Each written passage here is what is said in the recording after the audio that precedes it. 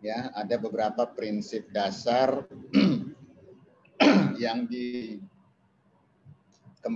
di dalam hukum lingkungan, ya. Jadi ada beberapa prinsip-prinsip dasar. Nah, prinsip-prinsip dasar ini tentunya menjadi dasar kebijakan dan hukum lingkungan, ya, menjadi dasar kebijakan dan hukum lingkungan. Suara saya jelas ya, Bill, ya? Jelas, Prof. Jelas, Prof.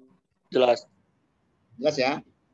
Oke, ini saya agak-agak berisik. Rumah saya ini kan di pinggir jalan, jadi apa namanya, kadang-kadang suara mobil besar lewat ini.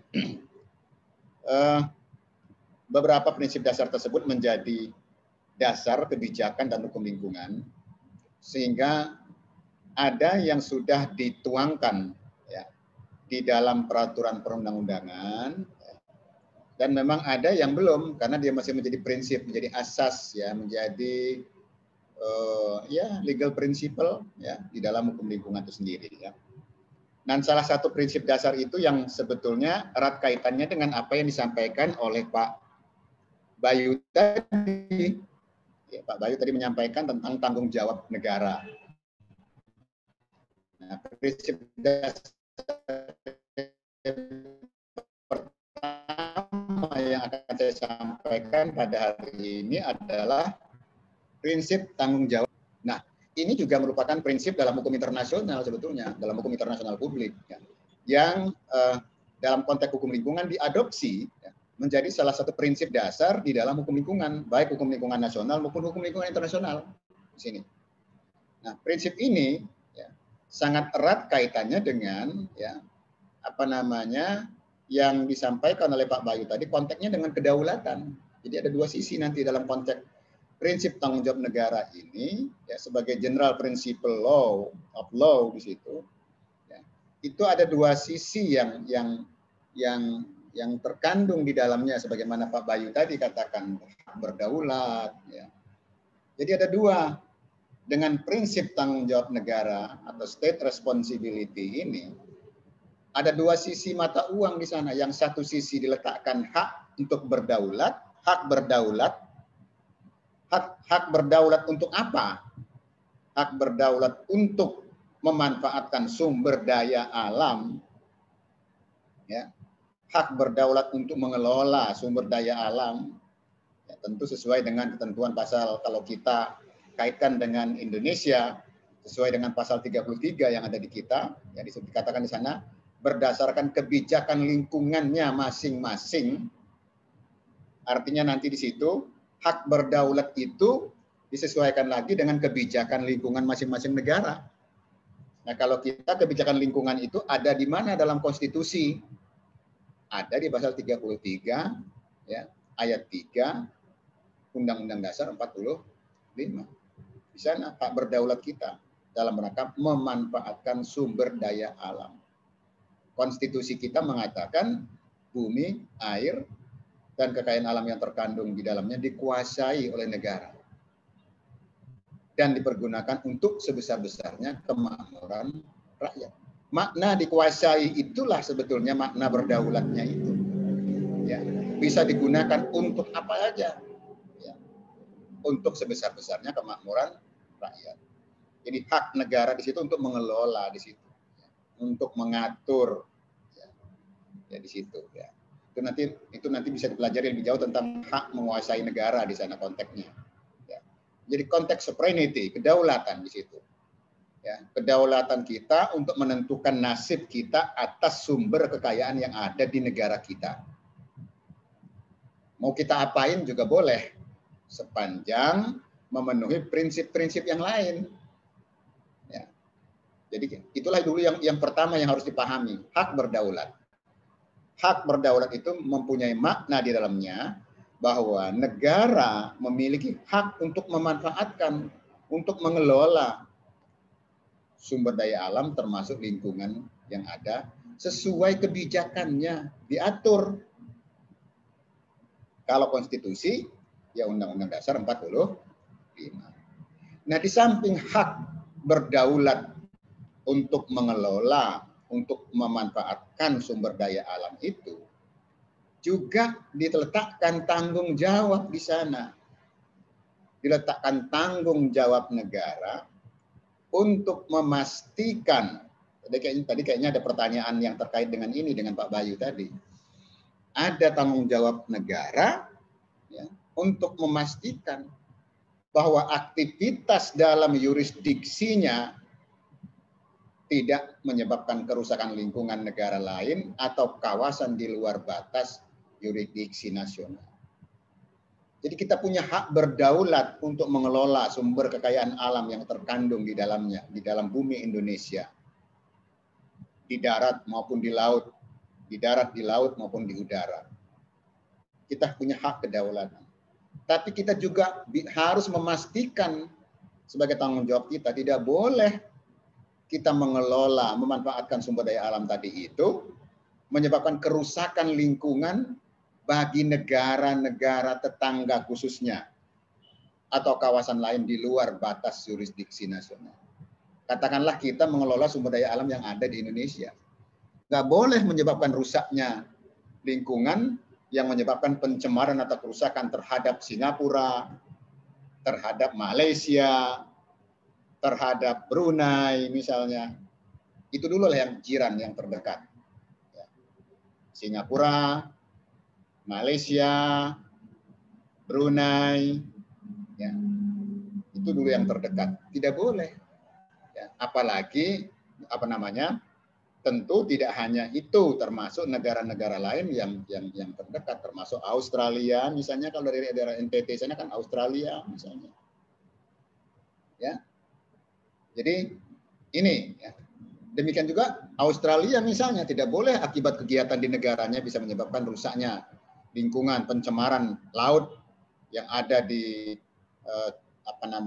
di Australia sana, menyebabkan lingkungan laut yang ada di Indonesia ya, di daerah laut di sana, daerah NTT sana ya. Jadi itu kan berseberangan dengan Indonesia ya. Itu kalau tidak salah negara bagiannya yang ada di sebelah timur, lupa namanya. Ada salah satu negara bagian yang paling dekat itu, kalau katanya kalau terang, cuaca terang, sinar lampunya kelihatan sih katanya di Australia sana ya, dari NTT. Ya. Lupa saya nama negara bagiannya apa itu, lupa saya. Ya, jadi ini prinsip tanggung jawab negara. Jadi nggak boleh kita misalnya ngangkut minyak, mengelola ngebor minyak. Ya. Itu kemarin kan ada kasus yang kemarin kan perusahaan minyak itu kan ya, yang menyebabkan pencemaran laut, itu juga digugat oleh Australia itu kemarin. Dianggap bisa mencemarkan lingkungan yang ada di sana. Ya.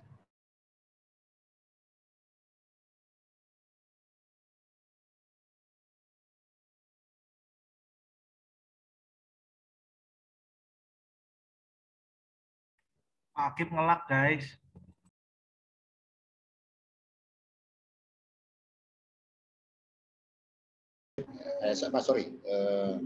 Stockholm, Swedia, dan prinsip kedua deklarasi Rio de Janeiro. Ya. Ini agak jelek, kayaknya sinyalnya agak jelek saya ya.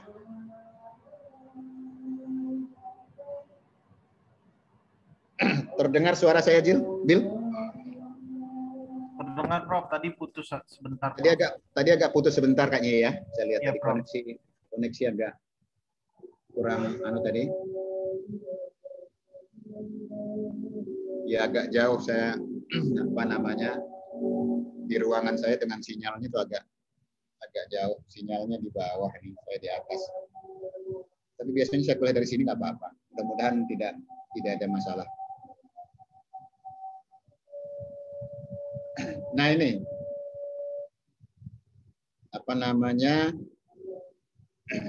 kayaknya nggak enak, lagi azan sebentar ya.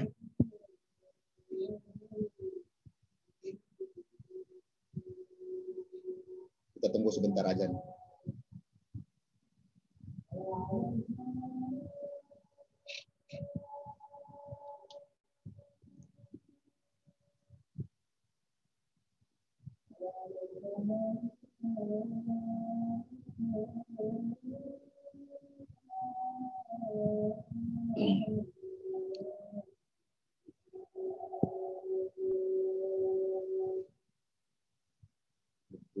biasa.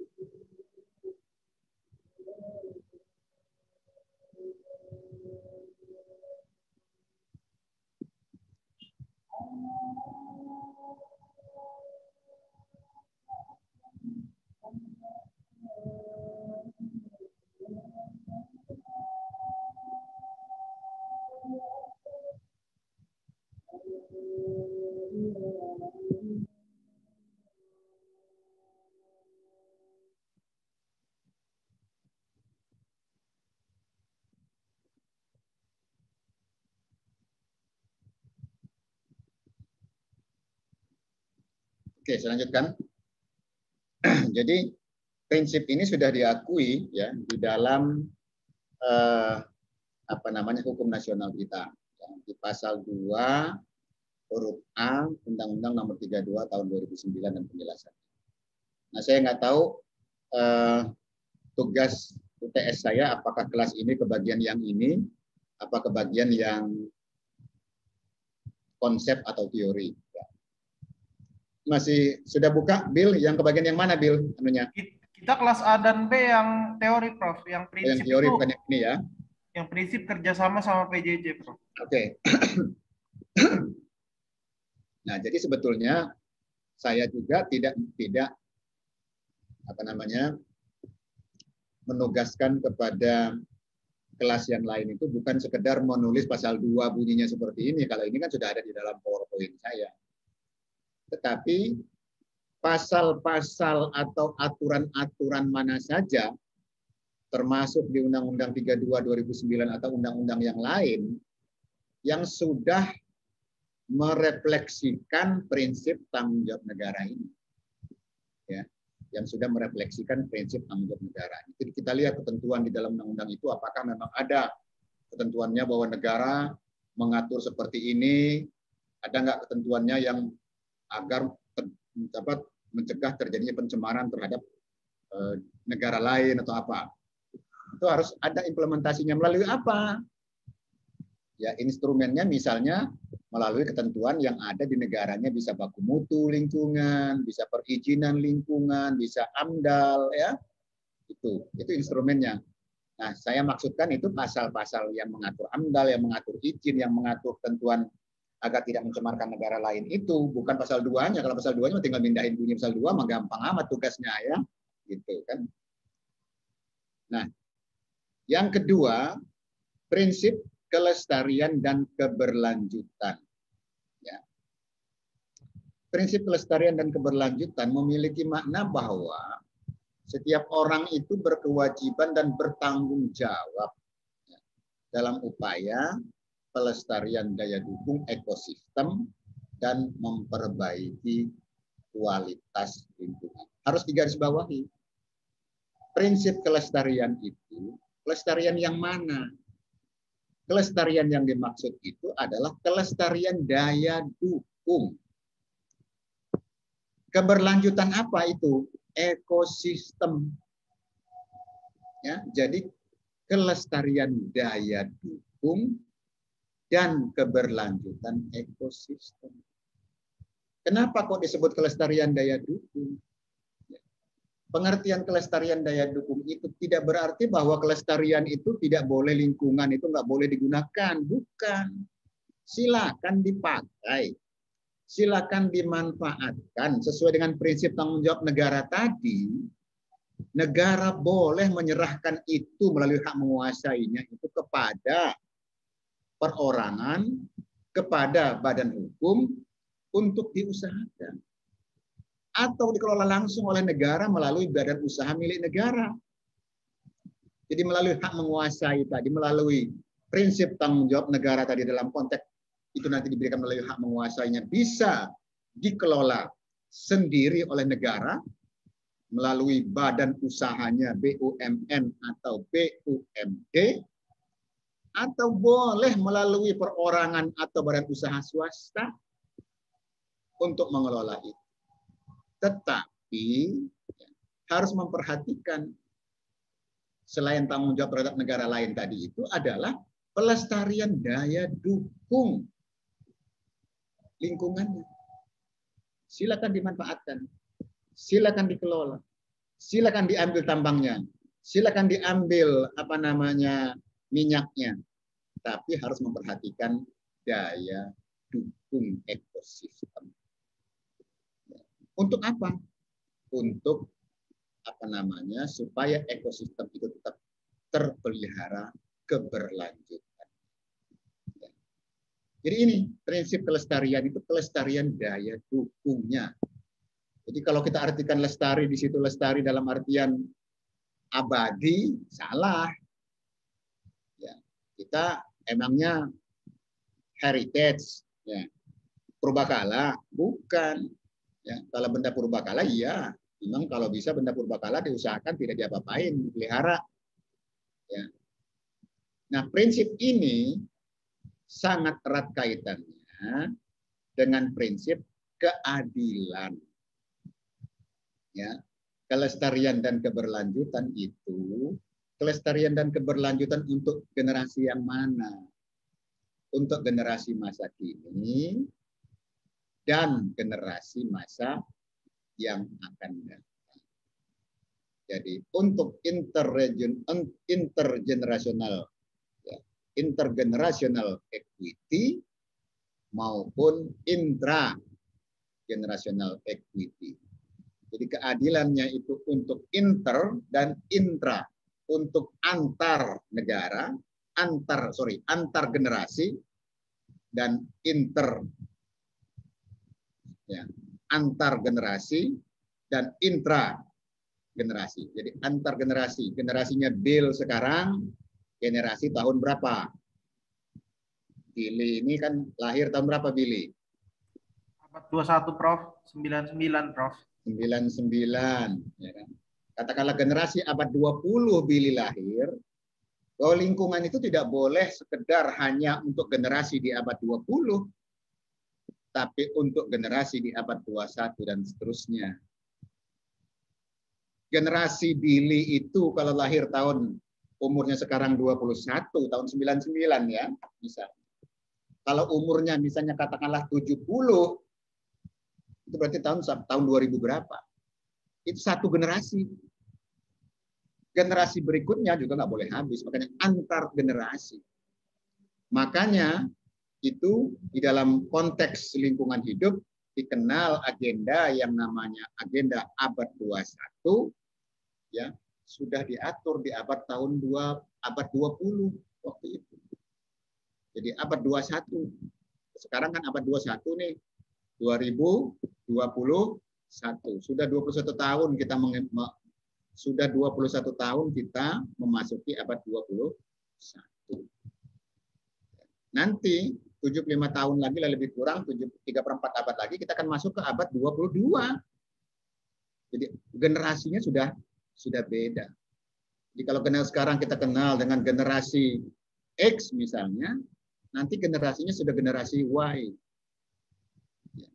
Kalau sekarang generasi teknologi menggunakan generasi milenial menggunakan misalnya 4.0 misalnya, mungkin kita sudah harus berpikir bahwa lingkungan itu sudah harus dipikirkan bagaimana untuk 5.0 ya, untuk generasi teknologi generasi yang kelima, sudah bukan lagi teknologi yang sudah yang humanis, yang ramah, yang segala macam generasinya. Jadi IT yang sudah untuk ramah, ya, untuk yang humanis. Seperti apa itu? IT yang seperti itu misalnya. Jadi konsepnya di sini bahwa kelestarian dan keberlanjutan tidak bisa dipisahkan dari prinsip keadilan misalnya. Keadilan itu tidak hanya keadilan untuk satu generasi, tapi keadilan antar generasi. Keadilan yang seperti apa? Tentu yang pertama adalah keadilan dalam konteks lingkungan hidup, eco justice, natural justice. Eco justice-nya atau natural justice-nya seperti apa? Tentu disesuaikan dengan konsep justice yang ada di masing-masing negara. Kita nggak bisa memukul rata konsep keadilan yang digunakan. Indonesia tentunya konsep justice-nya itu nggak bisa lepas justice atau keadilan yang ada di pasal 33. Keadilan yang ada di sana itu adalah keadilan untuk sebesar-besarnya kemakmuran rakyat. Kalau kita kaitkan dengan pasal 33, kita kaitkan dengan pasal-pasal yang lain, dan kita kaitkan dengan pembukaan Undang-Undang Dasar 45, maka justice atau eco justice yang kita maksudkan dalam konteks ini adalah eco justice yang berlandaskan kepada prinsip dasar Pancasila. Berarti konsep keadilan Pancasila. Apa beda, Pak, dengan konsep keadilan yang ada pada negara-negara liberal, kapitalis? Ya beda. Sangat beda. Ya, sangat beda. Karena kita kenal keadilan yang ada di negara kita itu prinsip dasarnya atau akar dasarnya itu adalah keadilan yang berkemanusiaan. Keadilan yang berkedaulatan. Keadilan yang berketuhanan. Keadilan yang berkerakyatan. Jadi keadilan di situ adalah keadilan yang menjunjung tinggi sila-sila Pancasila itu sebetulnya. Jadi nggak boleh mengenyampingkan itu. Nah ini jabarannya sangat luas ya. Kalau itu baca-baca nanti buku tentang keadilan Pancasila, banyak bukunya yang bicara itu. Nah secara internasional prinsip ini sudah diakui dalam Deklarasi Rio juga.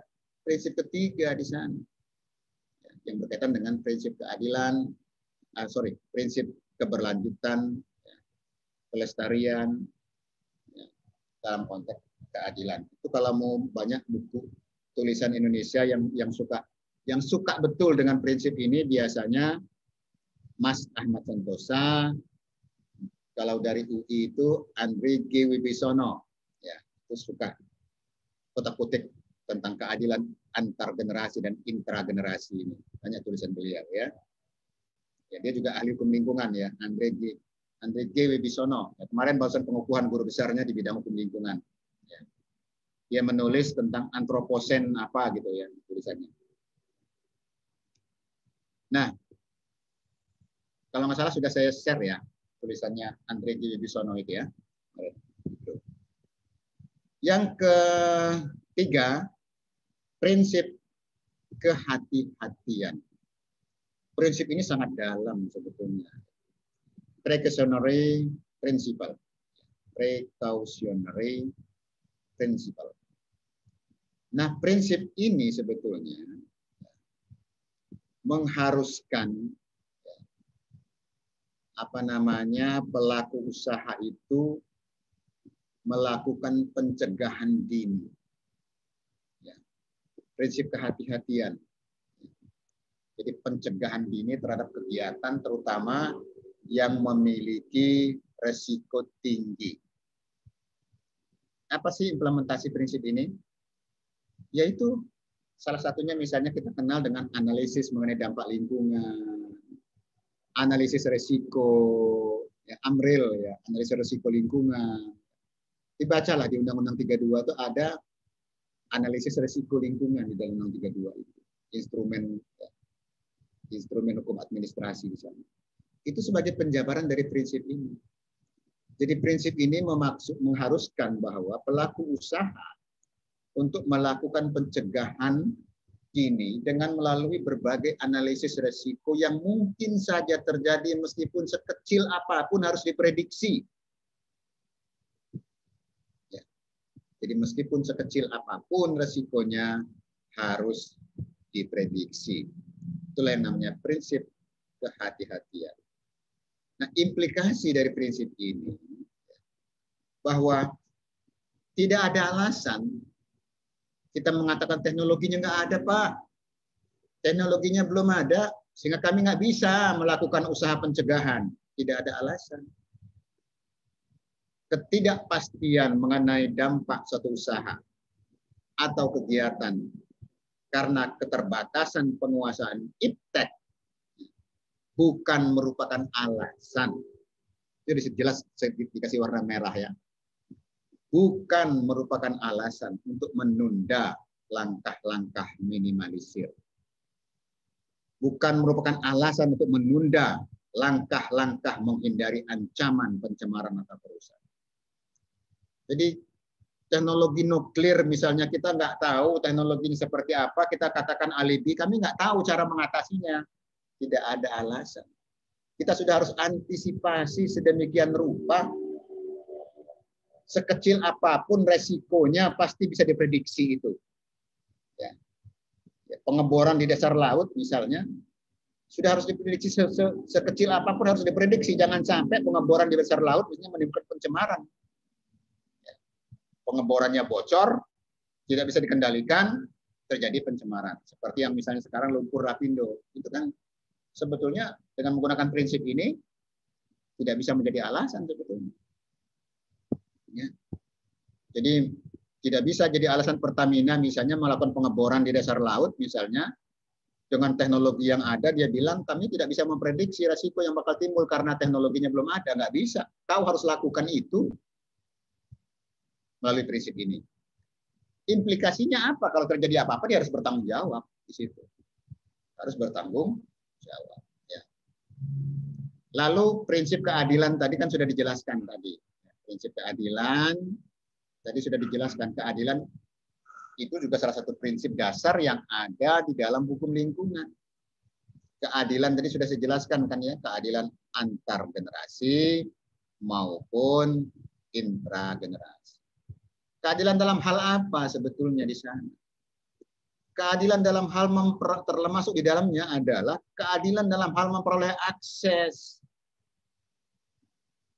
terhadap sumber daya alam, distribusi manfaat, beban resiko, peluang dalam memperoleh manfaat, ekonomi, termasuk menanggung kerugian. Itulah prinsip keadilan. Jadi jangan keadilan dalam hal aksesnya saja mau, tapi keadilan dalam hal menerima resiko, dalam hal menanggung akibat pembangunan nggak mau.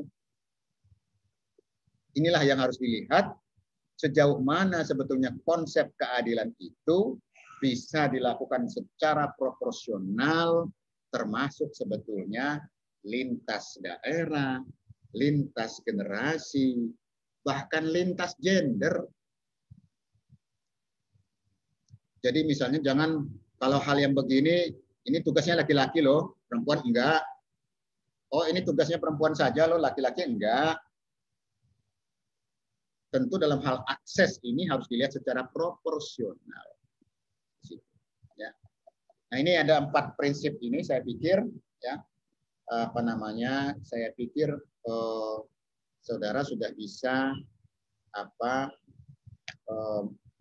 setidaknya ya, sudah bisa melihat sebetulnya ada prinsip tanggung jawab negara, ada 2 di sana, hak untuk memanfaatkan, hak untuk mengelola, tapi disertai dengan kewajiban untuk menjaga, kewajiban untuk mencegah akibatnya, terutama akibat terhadap lingkungan di luar yurisdiksi negara itu, terutama.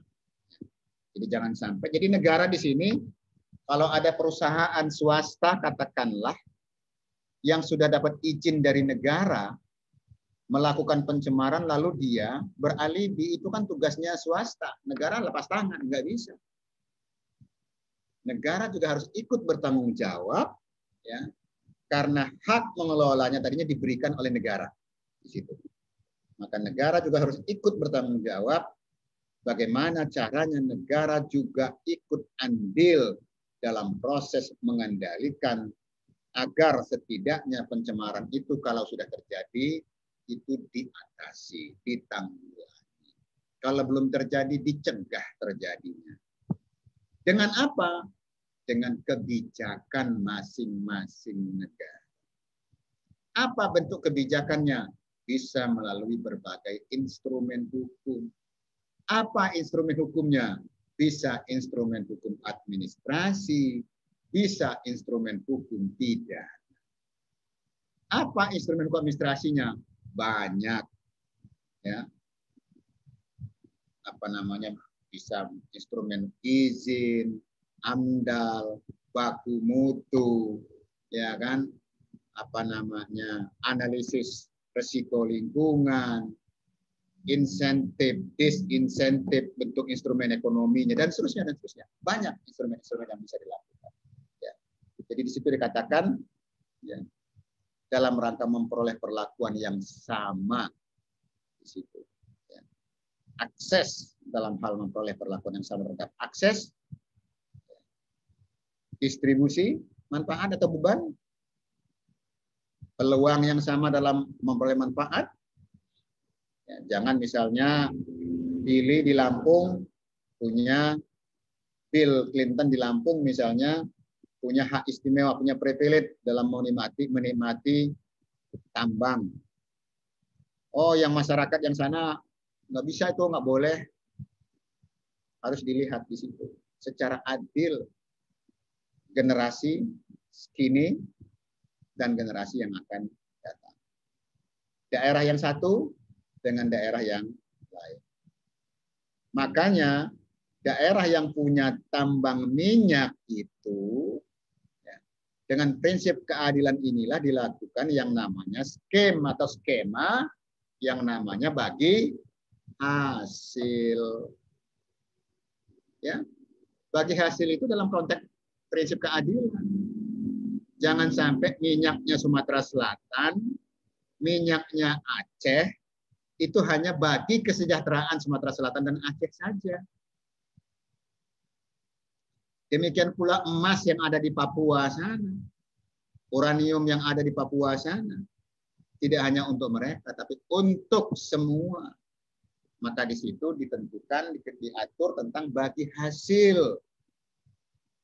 Ya. Sumber daya alam, bagi hasil minyak. Itu diatur tentang bagi hasil. Itu dalam kata konteks keadilan. Demikian pula dampaknya dong. Jangan sumber daya alamnya,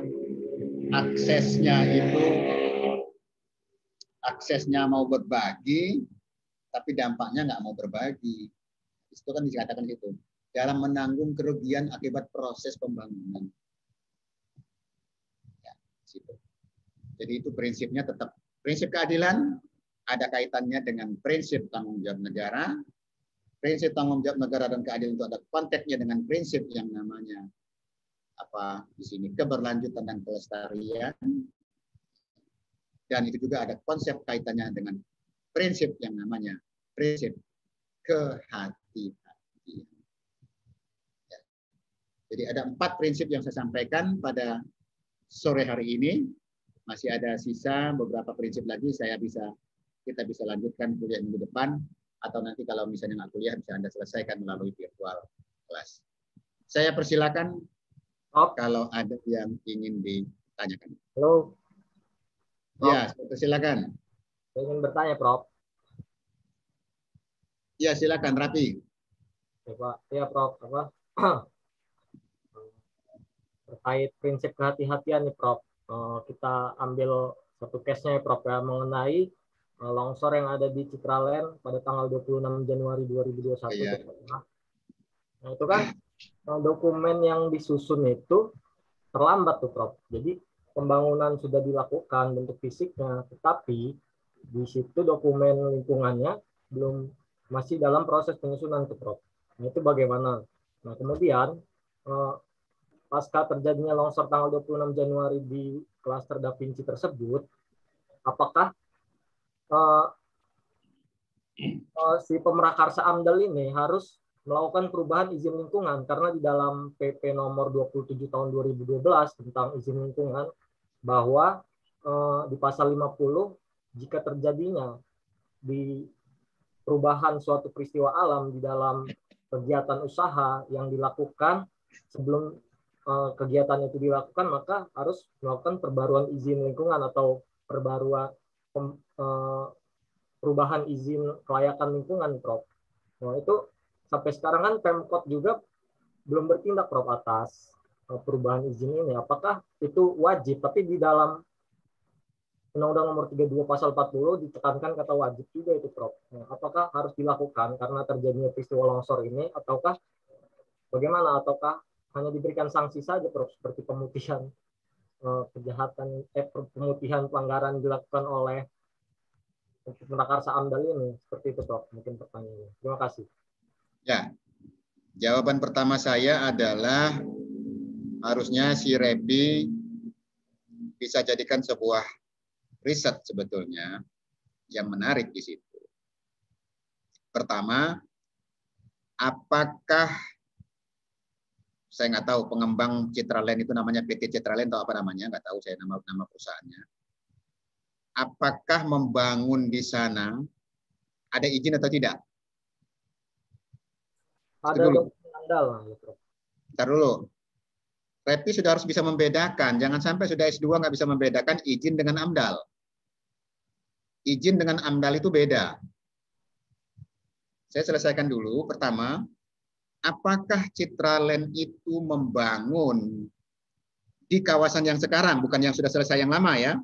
Di kawasan saya nggak tahu izinnya apakah sekaligus atau bertahap. Apakah di kawasan yang longsor kemarin ada izin atau tidak dia membangun? Statement pertama itu. Apa implikasi hukumnya?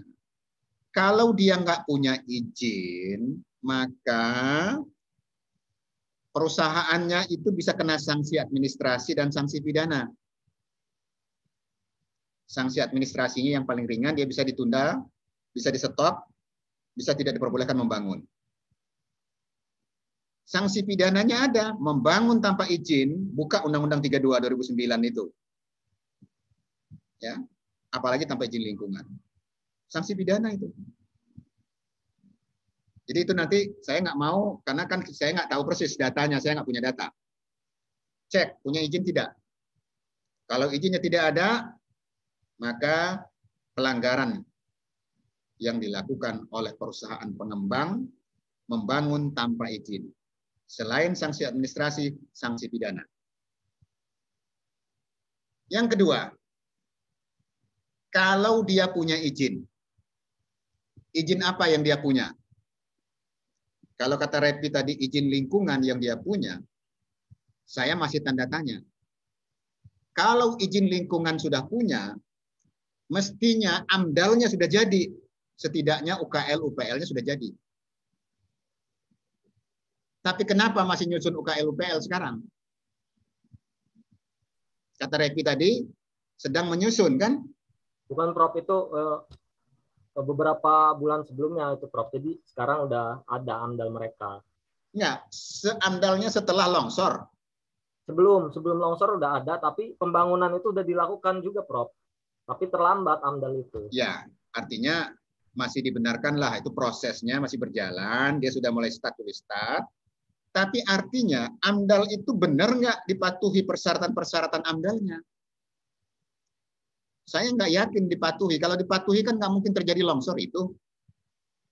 Karena membangun di kemiringan sekian, membangun di lereng yang seperti apa, di lahan model yang seperti apa, itu kajiannya sudah jelas lengkap di dalam AMDAL-nya. Kecuali AMDAL-nya abal-abal. Ya. Kalau AMDAL-nya abal-abal, ya nggak tahu. Abal-abal itu ya asli tapi palsu. AMDAL-nya ada, lembaga yang mengeluarkan resmi, tapi datanya copy paste dari tempat lain. Itu lain cerita. Ya. Jadi artinya di situ statement pertama gugur ya, dia punya izin. Ya kan? Kalau saya katakan kalau tidak punya izin kan dia bisa kena sanksi administrasi dan pidana. Statement pertama gugur. Berarti dia punya izin. Kalau punya izin, berarti dia sudah melakukan yang namanya prinsip kehati-hatian ini melalui berbagai dokumen yang ada. Dokumen AMDAL-nya sudah ada. Dikajilah itu. Cuman kajiannya ini menurut saya jangan-jangan kajiannya tidak cermat, tidak hati-hati, tidak teliti. Atau bisa jadi kajiannya tadi itu, AMDAL itu kan kadang-kadang sering menjadi istilah aspal.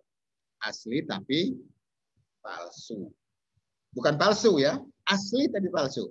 Apa maksudnya itu? Dikeluarkan oleh lembaga resmi yang punya otoritas, tetapi kajiannya tidak benar. Atau bisa dikatakan cacat administrasi lah ya, Prof.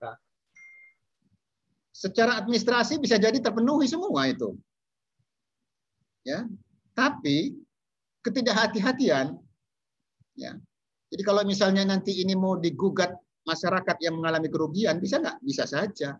Dengan menggunakan prinsip kekurang hati-hatian, termasuk Pemdanya bisa digugat itu. Betulnya. Pemdanya juga bisa digugat, dia sudah mengeluarkan izin, ya, dengan kita perlu lihat izinnya seperti apa. Bisa jadi dalam persyaratan izinnya sudah ditentukan A, B, C, D plan-nya, tapi tidak dijalankan oleh pengembang. Step A, step B, step C-nya itu nggak dijalankan oleh pengembang. Itulah yang dimaksudkan dengan izin lingkungan, yang di dalamnya memuat syarat-syarat lingkungan. Kalau mau bangun di sini, syaratnya apa? Kalau mau bangun di sini, syaratnya apa? Kalau mau buat lantai sekian, syaratnya apa? Kalau mau dibikin begini, syaratnya apa? Ada itu. Dipatuhi nggak? Nah, ini pada saat itu kan belum berlaku yang namanya Omnibus Law. Dengan Omnibus Law itu, maka izin lingkungan yang diatur dalam PP 27 tahun 2012 itu sudah dinyatakan tidak berlaku lagi sekarang. Diintegrasikan syarat-syaratnya dalam perizinan berusaha. Apa perizinan berusaha dia? Ya, izin mendirikan bangunan, ya kan, izin lokasinya, ya. Jadi dalam izin membangunnya itu harus ada syarat-syarat lingkungan itu tetap ada di dalamnya. Ya, saya pikir itu, Repi. Mudah-mudahan belum puas. Prof, jadi apakah terkait perubahan izinnya, Prof? Apakah mereka harus membuat AMDAL baru karena peristiwa tersebut yang mana sesuai pasal 50 PP 27 tadi, Prof, karena ada peristiwa alam tersebut, maka harus mengubah, memperbarui atau melakukan perubahan izin tersebut. Karena Bisa juga, jadi, cuman tidak harus buru-buru karena sebetulnya perubahannya itu nanti dilihat sejauh mana perubahannya. Apakah perubahannya itu sangat signifikan untuk mempengaruhi proses pembangunannya. Ya. Kelihatannya sih cuman kemarin kan cuman longsor untuk dua rumah, kalau nggak 3 rumah lah itu ya. Kalau saya sih, menurut saya bukan izinnya harus diperbaharui, terapkan syarat-syarat perizinannya itu secara lebih ketat. Ya. Kalau memang sudah punya izin, kalau memang sudah ada izin lingkungannya, sudah ada IMB-nya, sudah ada AMDAL-nya, saya pikir terapkan aja itu persyaratan-persyaratannya. Karena ketika membangun dulu pun, ya itu kan memang sudah ada di dalam posisi yang kemiringan sekian kan itu. Ada di tepi sungai, ada sungainya kan di bawahnya ya. ada, Prof. Ada kan sungainya? Itu sungai apa? Kali Akar atau apa? Bukan. Sungai Mesuji West Kampung kalau nggak salah namanya. Masa sih? Sungai Wesuji Meskampung mah gede. Iya, Prof. Anaknya kecil itu. Nggak mungkin Sungai Mesuji Sekampung ada di situ. Iya, namanya itu, Prof. Sungai besar Mesuji Sekampung itu adanya di Lampung Tengah sana. Ya, Wai Pengubuan, Wai Mesuji, Wai Ano. Itu mungkin anak-anaknya ya, anak-anak sungainya mungkin. Nanti saya juga nggak begitu paham dengan anak-anak sungai itu ya. Tapi kelihatannya di sana kan sangat dekat dengan Sungai Sukadanaham itu kan di sana itu. Yang lain, kalau masih ada si Bill Clinton atau yang lain silakan kalau ada yang ingin ditanyakan.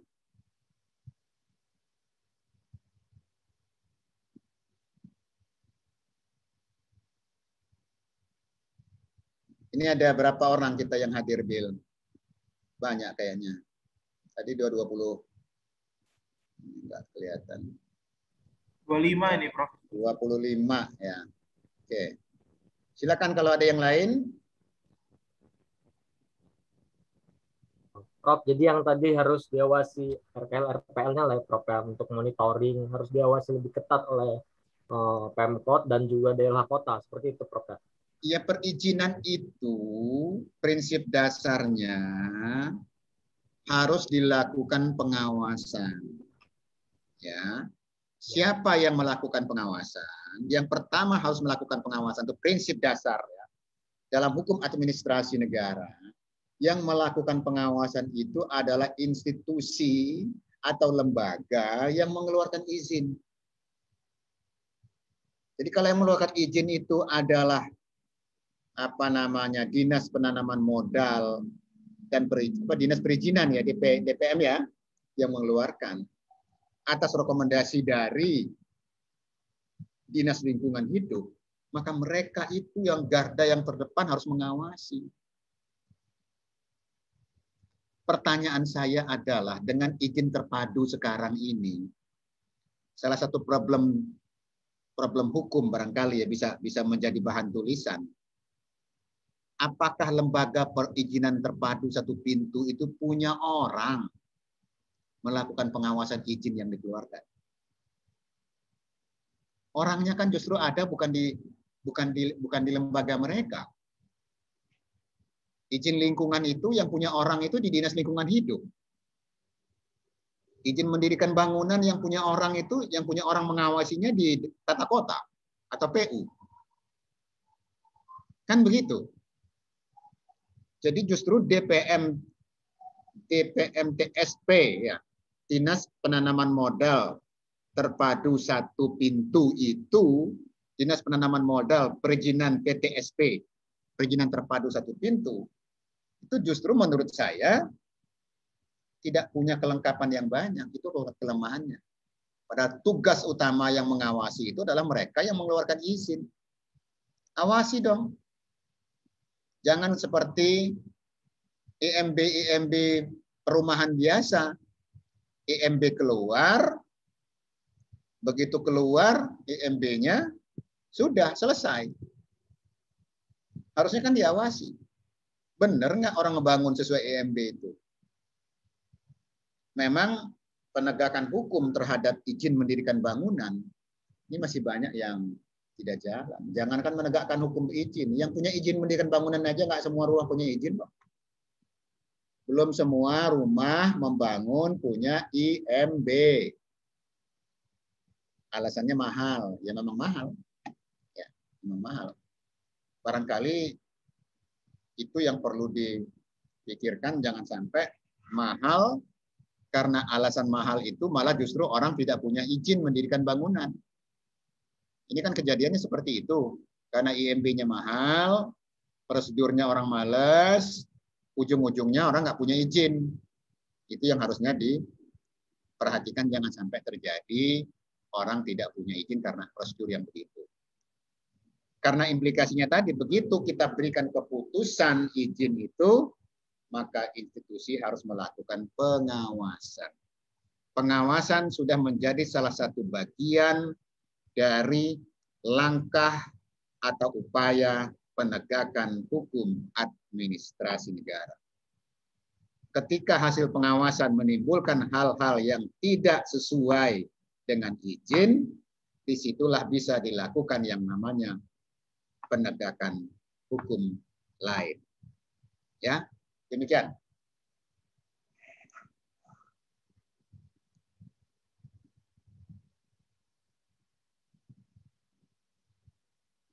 Tidak ada yang lain? Sudah pada lapar? Bill Clinton aja masih ketawa tuh. Masa kalah sama Bill Clinton? Semangat, masih 2 jam lagi. Ya, saya pikir itu. Saya puasa juga, kuliah dari jam 1 tadi. Kuliah di S1. Tadi pagi teman-temannya Bill Clinton tadi ada yang seminar di S2, ada yang bimbingan di S1, S3.